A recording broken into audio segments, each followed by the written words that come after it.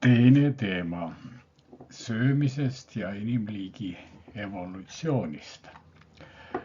Inimkonna arengu ajalugu on tegelikult sööjate ajalugu. Kõik ajaloolised isikud on olnud sööjad, aga ka need, kes pole ajaloos midagi praktiliselt teinud, on ka sööjad olnud. Ajalooliselt on huvitav näide vanad roomlased. No näiteks keiser Augustus sõi kasvava nisu seest umbrohtu, mis osutus hiljem ruhkiks. Suurepärane normaalse söömise intuitsioon. Sellele on aga väga vastandlik 18–19. sajandi Euroopa olukord niinimetatud arenenud maades. Seintel paiknevatel maalidel on igasugu toitu nagu muda, aga süüakse ikkagi pitsat, hamburgeri. Pidev kiirgraami söömine viib 20. sajandil bioloogilise sündmuseni. Nimelt, Ameerika ja Euroopa linnade tänavatel ilmub uus evolutsiooniline nähtus. Homo hamburgeriensis. Homo hamburgeriensis. Laiemale üldsusele on see seltskond tuntud rahvaliku nime all pihussööjate liik. Ja inimesed tunnevad huvi. Homo hamburgeriensis küll, aga kui palju see endiselt veel homo sapiens? Inimene teadagi armastab lausa ebainimlikult klassifikatsioone ja liigitusi. Protsess rajakas tuleb siis vastu inimeste salasoovidele, kuidas alati ära tunda need söömistulnukad.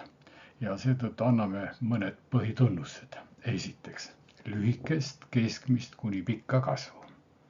Teiseks, parajalt kogukas, tüse või isegi paks. Kolmandaks, kõrvalt vaates hamburgerit või hot dogi meenutav kehakuju ja tühja kõhu puhul rind lontis. Neljandaks, nina tihti ketšupine. Viiendaks, silmades tihti klaasistunud näljane läige. Protsess rajakas tahab aga väga rõhutada. Probleem pole siin ju üldse pihust söömises. Nimelt, talupoeg sai pihust juba ammu, aga rukist ehk loe leiba. Kolmas veste, lühike ülevaade söömise ajaloost ja kommetest. Protsess rajakas loomulikult ignoreerib marksistliku ajaloo käsitlust. See tähendab, ei vesta ürgkogukondlikest, orjanduslikest, feodaalsetest, kapitalistlikest, sotsialistlikest ja kommunistlikest lauakommetest. Neandertaallased ja kromagnoonlased elasid väga lühikest aega. Neil polnud aega lauaga jännatada. Hoidsid lihtsalt söögist kõvasti kinni, kahe käpaga urisesid ja aukasid suuri tükki, mis suhu mahdus. Kiviaja inimesed kasutasid kivist nõusid. Kui praad oli liiga tuline, hoidsid seda orgi otsas. Kui praad oli kivi kõva, kolgiti kiviga pehmeks. Mõnes restoranis mõni toit on ka nagu kiviklaps. Söömise ajal tekkinud tüli, näiteks ka kiviparteiline, lahendati efektiivselt kiviga. Pronksi ja raua ajal söödi savipottidest.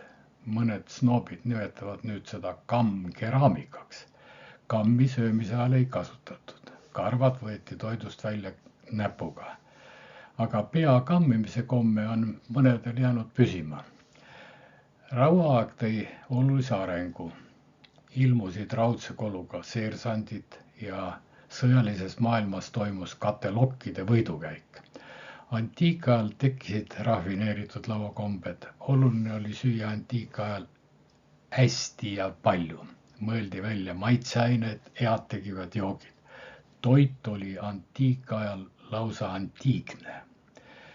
Tänapäeval on mõnel rikkulil võimalus vahelarva süüa restaureeritud kallist antiikset toitu. Keskajal, mis oli teadupärast pime, söödi peeru, küünla, lõkke või kaminavalgel. Kombed olid enamasti halvad, mida kuningas Arturi jõukonna puhul kirjeldab lausa papai nii. Üks kuninga uuendus oli kahvlite juurutamine. Kui ümarlaud oli lõunaks kaetud, pidid rüütlid mõõgad maha jätma, istuma ette nähtud kohtadele ja võtma maalakaid lambakintse suurte kahvlite otsa. Mõned aga kasutasid kahvleid oma naabritega arvete õiendamiseks. Siin juhib protsess rajakas tähelepanu, et seda on väga vaja teada, sest mõned arheoloogid on teinud vildakaid järeldusi, et välja kaevatud kadunuke on surnud käsivarrel olevate maahammustuste tõttu. Aitame nad õigele teele. Need on hoopis söömisaegade kahvlijäljed. Renessansi ajal tuletati kõik hea antiikne meelde ja söömisest tehti kaunis kunst. Leiutati hulgaliselt söögiriistu ja mõeldi välja, mismoodi ja millal igat üht neist tarvitama peab. Kogu selle värgi kasutamise selgeks saamine hakkas nõudma väga pikka aega. See pani isegi mõnele tervisele põntsu. Nüüdisal on mõned olukorrad, kus renessansiaegsed reeglid veel kehtivad, näiteks diplomaatilistel vastuvõttudel, peendes restoranides, aga ka mõne tõusiku aiapeol. Viimasel puhul on küll see asi suur paroodia. Kombed on ju tegelikult nüüd väga lihtsad. Piisab, kui teil on söögilaual supiprae, magussöögitaldrikud, tassid, alustassid, pitsid, klaasid, mõned vaagnad, liuad, tirinad, koore, tee, kohvi ja kastmekannud ja veel tee, dessert, supilusikad ning noad ja kahvlid. Lihtne, eks ole. On aga olukordi ja elualasid, kus tuleb ajada läbi ainult plekkkausiga, plekkruusi ja alumiiniumlusikaga. Kui kogu söömisvärk oli alumiiniumist, kujunes tasapisi rauapuudusest tingitud aneemia. Seda püüti ravida raudmõõgaga. Menetlus oli efektiivne, likvideeris nii aneemiku kui ka aneemia. Seega täiesti lõtva andmega paneb protsess rajakas paika ka senini ühe teadmata asjaolu. Igaüks peaks mõistma, miks aneemia on levinud just puupulkadega sööjate hulgas. Pulkadega vehkijatel, ka mitmetel teistel, on tihti aga paljud hambad metallist.